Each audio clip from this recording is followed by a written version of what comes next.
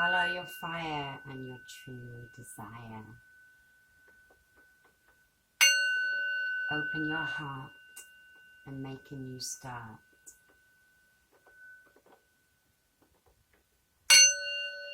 Follow the light and do what is right.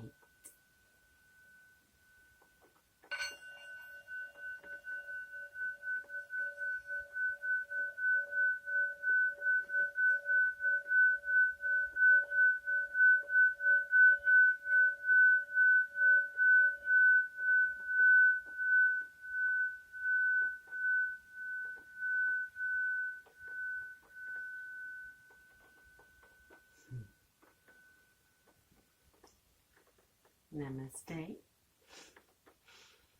So the ego and spirituality.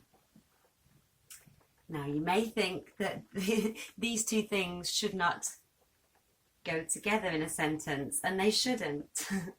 But sadly I find that they often do, and that people that I meet at a lot of these kind of spiritual things, which I've been going to over the years, in fact some of the people you meet, you realise are actually still very ruled and fueled by their egos.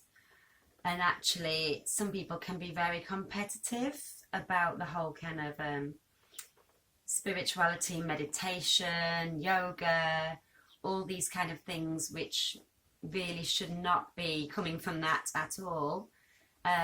Sadly, some people do seem to still get swept up in the kind of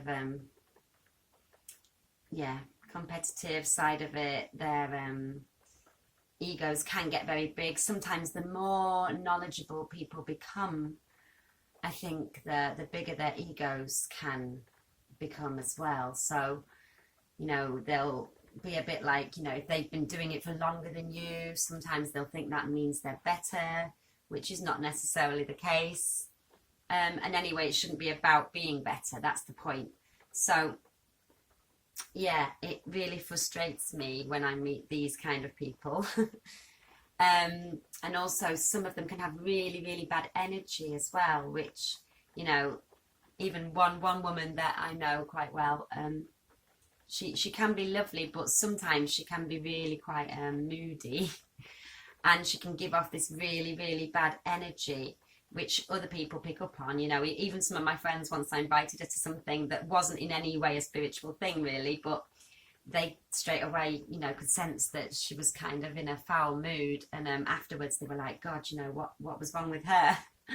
Which I found quite amusing really, because, you know, she even charges money sometimes, you know, to kind of do healings, and she knows a lot about crystals and energy and how everything works, and how, you know, we're all connected, and how important it is to radiate positive energy. So she in theory knows all of this, but yet in reality she sometimes is actually giving off this really, really, really negative energy, and to the point where people can find it really, really difficult to even be around her.